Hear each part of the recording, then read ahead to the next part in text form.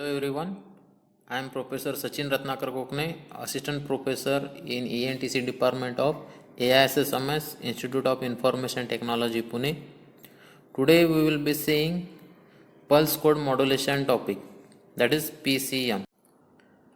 As we know, digital signals are having various advantages over analog signal. That's why we prefer digital signal over analog signal. So, in whatever the signals present in the nature, those are in analog form, and for digital processing we need digital data as input. So we have to convert this analog signal into the digital form. So there is a system, the name is called PCM, that is pulse code modulation. This pulse code modulation system is used to convert analog signal into the digital. Okay, so if we see here, the input signal is what? Analog, and the major three blocks for the PCM systems are sampling, quantizing and encoding. So these are the three processes.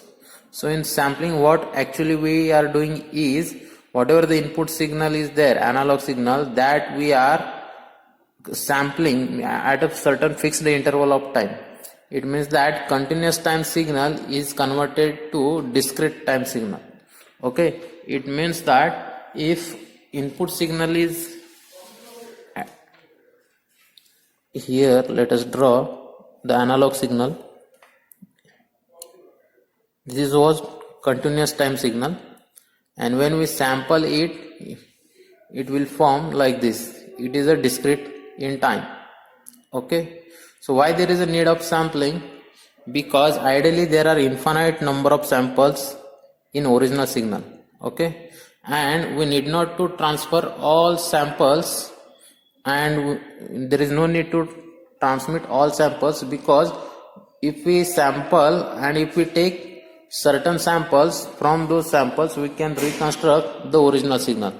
As sampling theorem says, if we sample a band limited continuous time signal with frequency twice of FM is what? Maximum frequency present in the original signal, then we can reconstruct the original signal from the sampled version.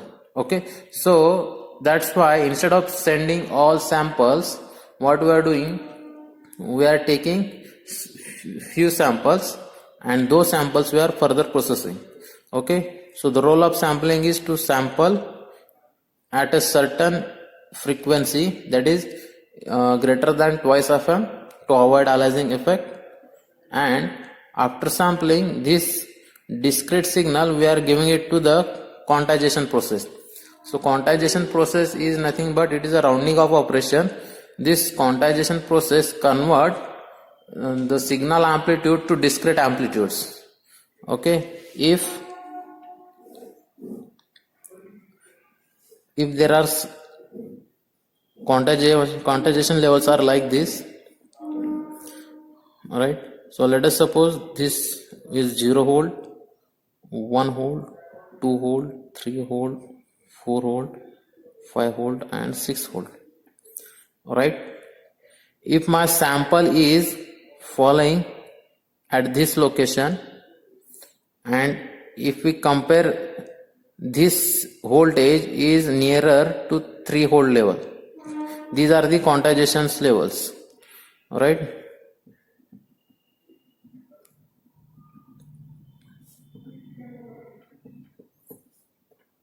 if my sample value is following here, this sample value is nearer to this quantization level, that is 3 volt. So this, let us consider this sample voltage is around 3.2 volt. Okay, so due to rounding off operation, this 3.2 volt gets converted to 3 volt. So this rounding off operation we call it as quantization process. Let us consider one more sample. That sample voltage is here, that is 4.8 volt. Now this 4.8 volt is nearer to the 5 volt level, so this 4.8 volt gets converted to 5 volt. Okay, so in this way we convert the sampled signal in discrete amplitudes. So this work is done by this quantization process, and whatever the error is introduced in this by doing rounding of operation, that error we call it as quantization error.